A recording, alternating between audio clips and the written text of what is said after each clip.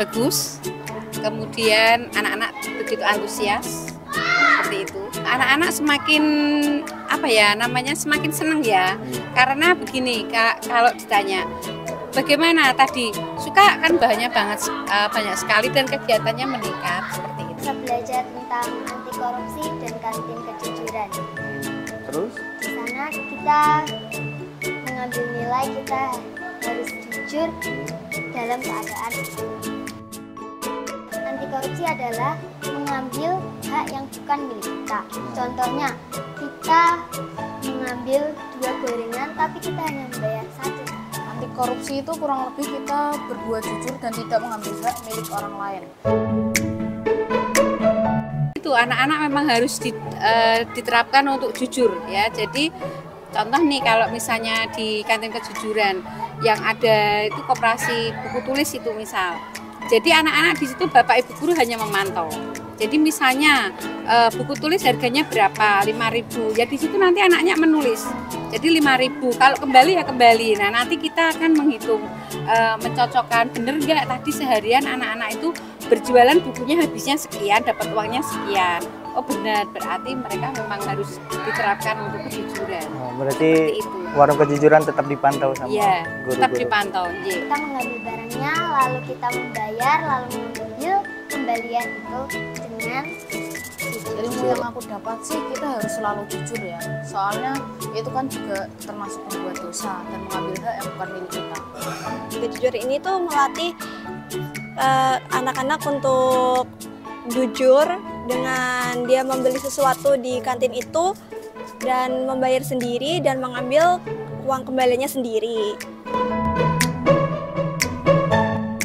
Apa kesan dan pesan dari proyek ini? Kami dari pihak sekolah sangat mendukung sekali karena anak-anak sangat antusias sekali. Aku bisa belajar tentang anti korupsi dan aku bisa belajar tentang kantin kejujuran. Kesan yang saya bisa ambil sih, intinya kita tuh harus jujur karena video itu kan mengajarkan tentang anti korupsi. Kita tidak boleh mengambil hak yang bukan milik kita. Dan saya dengan agenda ini yaitu sangat baik. Kenapa? Karena anak-anak sejak dini itu sudah diterapkan yang namanya nilai-nilai anti korupsi, mulai dari disiplin, bijaksana, adil, dan jujur. Kalau sejak sekarang sudah diajarkan nilai-nilai anti korupsi, harapan kedepannya yaitu mereka dapat melaksanakan atau dapat menerapkan dalam kehidupan sehari-hari. Kesan saya dalam kegiatan ini sangat bermanfaat bagi murid-murid atau anak-anak untuk meningkatkan kesadaran anak-anak betapa pentingnya sifat kejujuran. Itu cukup banyak, salah satunya adalah menambah pengalaman saya terhadap bagaimana cara mengajar anak-anak SD, memberikan penyuluhan, memberikan edukasi terhadap anak-anak SD. Selain itu, saya juga dapat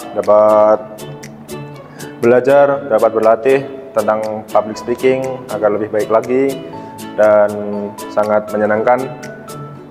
Tidak hanya memberikan pembelajaran secara teori di kelas, ada juga praktek dan terjun ke lapangan secara langsung.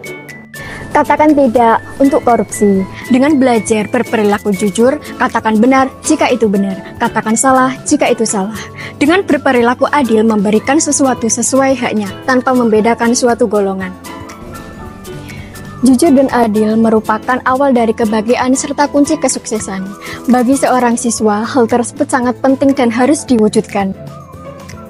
Mulailah dari diri sendiri dengan selalu bersikap jujur dan adil, demi masa depan yang lebih baik.